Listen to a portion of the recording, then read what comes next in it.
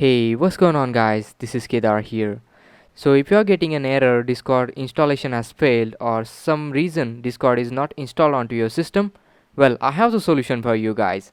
And it's just a one-click installation. So without wasting any time, let's get right into the solution. So I have given link in the description below for this website.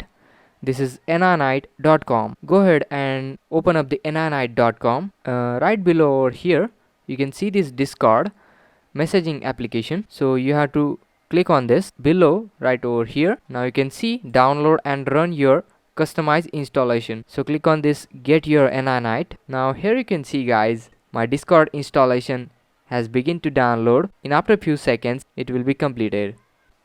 So there you go guys, our download has complete. Let's click on this. Now it will automatically download and install the Discord. So here you can see guys, my download and installation is complete. Go ahead and close this. Now into the start menu you can see our Discord application has been installed. So there you go guys, it's just a one-click simple installation. Don't have to do a complex process. So there you go guys, my Discord has been installed successfully. Please hit that like button, share this video, subscribe to my channel, and as always, thanks for watching. Peace, goodbye.